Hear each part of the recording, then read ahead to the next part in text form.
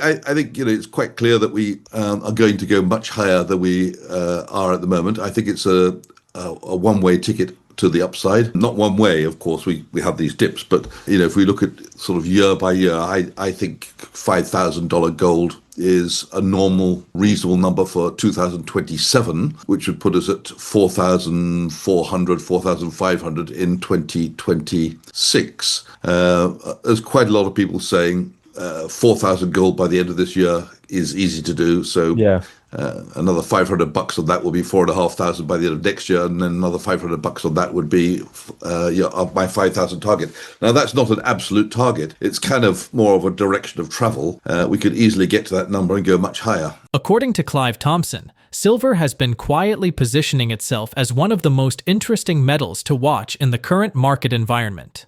Unlike gold, which often dominates headlines, silver carries a dual identity. It is both a precious metal and an industrial commodity. This gives it a unique sensitivity to macroeconomic trends. Demand for silver is not only driven by investors seeking a safe haven, but also by its essential role in solar panels, electric vehicles, and various high-tech applications. Thompson points out that this industrial demand creates a base level of support for prices that gold does not necessarily enjoy, meaning silver's price movements can often be more volatile, but also more rewarding for strategic investors. Thompson emphasizes that the gold-to-silver ratio remains a crucial metric for traders and long-term investors alike. Historically, this ratio tends to revert to its mean over time, and currently, silver appears undervalued relative to gold. This disparity has caught the attention of both institutional and retail investors, who see an opportunity for silver to catch up. Clive Thompson notes that when industrial demand aligns with financial speculation, silver can experience sharp upward swings, especially during periods of monetary easing or geopolitical uncertainty. In addition to industrial use, Thompson highlights the growing interest in silver as a hedge against inflation. With central banks around the world maintaining aggressive policies and concerns about currency debasement rising, silver has once again emerged as a preferred alternative to paper assets. Unlike gold, its smaller and more illiquid market allows even moderate buying pressure to create significant price movements. According to Thompson, this means that savvy investors who anticipate macro shifts can position themselves ahead of sudden surges in demand, potentially reaping outsized gains compared to other metals.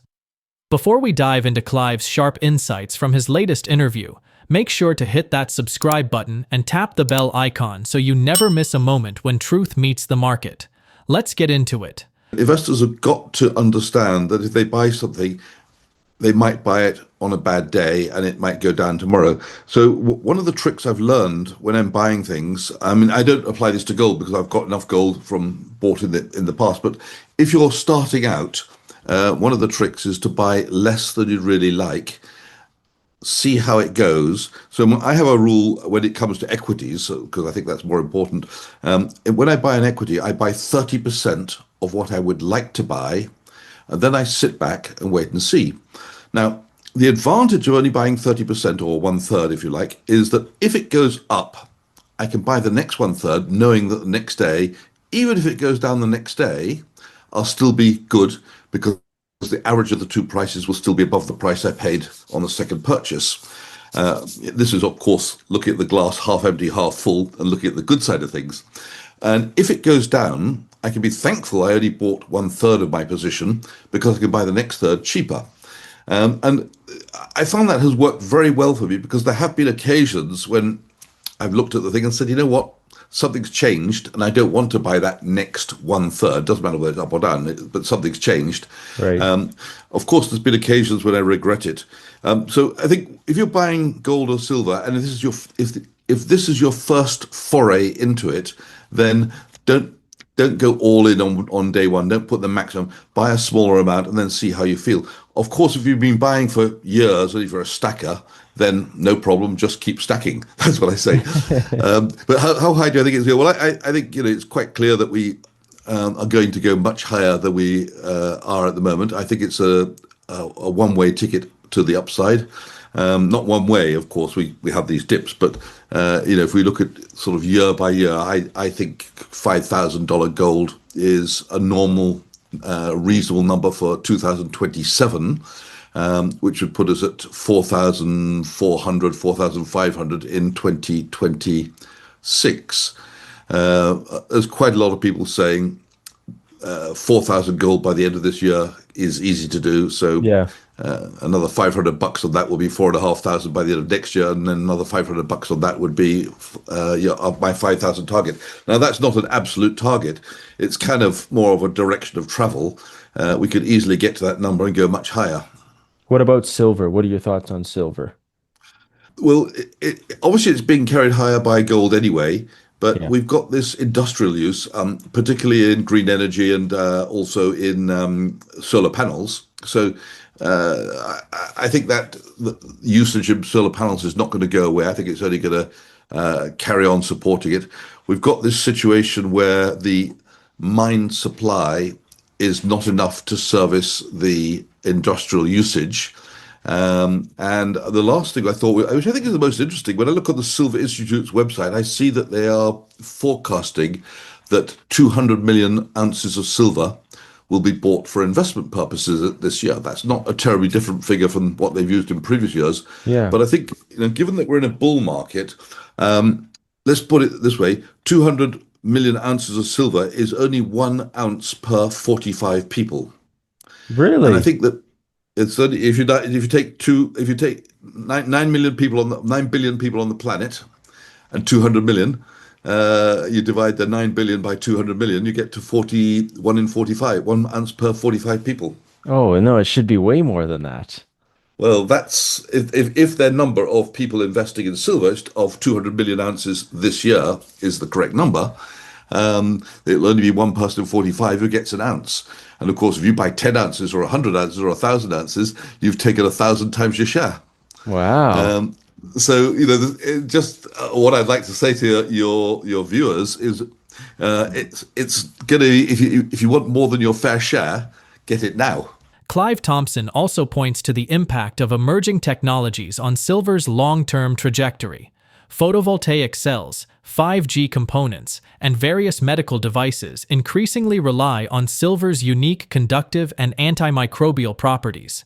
This creates a persistent baseline demand that is relatively insensitive to economic cycles, unlike traditional investment demand, which can fluctuate dramatically.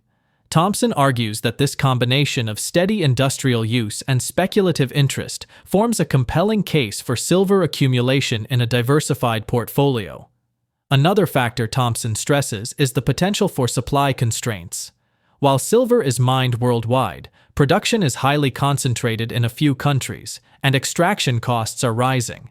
Environmental regulations and declining ore grades can further tighten supply, exacerbating price volatility. Thompson notes that these structural factors often fly under the radar, but can have significant long-term effects, especially if demand from green technologies and industrial applications continues to grow. This makes timing and strategic allocation crucial for investors looking to benefit from silver's unique market dynamics. The Silver Institute have got their leads into the people who pay the fees, which would be coin shops, there'd be bullion companies, there'd be miners. So they've always got information coming to them from all the sources, and I imagine that they're actually asking the question: the people who pay the fees, how many coins have you sold this year? How many bars are you going to sell next year? What do you anticipate? Interesting. That's very interesting. Clive, what are your thoughts on Saudi Arabia central banks buying silver? Why do you think they're doing this? Well, I've got to laugh because I did say that if I was Saudi Arabia, that's the number one thing I'd be doing, and they said that about a year ago. Yeah. Now the reason, if I was Saudi Arabia, I would be buying up as much silver as I could possibly get, for two reasons. One, I'm going to front run what's going to happen down the line. You're going to need a lot of silver. So Saudi Arabia is a major producer of hydrocarbons and energy. So at some point, and I'm not sure if it's imminent, I don't think it's imminent, but at some point that starts to run down and you need to have plan B. And so plan B in my mind, if they've got these lovely big deserts which they can fill with solar panels, and solar panels require all the silver, So what, and if the world starts to turn green as it was turning green, a couple of years ago, and starting to say, oh, we don't want to use hydrocarbons, we want solar energy. Well, they're going to be well placed to start putting in solar panels. But the good news is they'll have bought the silver up front, and they will have an advantage on everybody else trying to build solar panels. So I think it's a great idea. First of all, I'd like to say AI is becoming better and better and better when it comes to choosing investments. So, by the way, I'm trying regularly 8 of them, and they don't all do a good job, but some of them do a really good job now. I would highlight the ones which I really do like. Manus stands out, Grok or Super Grok stands out, and funnily enough, in recent weeks, and only just in recent weeks, ChatGPT version 5. I always used to deride chat, even when ChatGPT 5 came out, I derided it, but it's got a lot better in a few weeks. So just to tell you how it saved my butt from making a stupid mistake the other day, I constantly, when I find a company I'm interested in, I feed it into one of the AIs and ask the questions. So what I do, everyone can do this. You go to the website of the company you're interested in, you grab the annual report, the last quarterly reports, the company presentation, and any other documents you can find on the website, dump them into the AI that you've chosen. I chose ChatGPT 5 in this case, the plus, it's the paid version, $20 a month, I think. And I asked the questions I want. So in this case, it happened to be a gold miner, and I said, I want to know how much gold it produced in 2024, 25, and how much 26, and how much 27. I want to know how much it's costing to dig it out of the ground. I want to forecast the profits that it will make in 2027. And I was quite interested in this company because I could see when I looked at the report and accounts that they'd gone from, they have a lot of gold in the ground, but they'd gone in the last 2 quarters from making losses over the previous years to profit. I thought, this is a company which is just starting to produce, I thought, and it's going to make a ton of money. And all I have to do is work out what it'll be making in 2027, then discount that back to today's price, and I can see what it'll be making. And then I can apply a multiple to 2027 earnings and get what I think should be the price and discount the price back.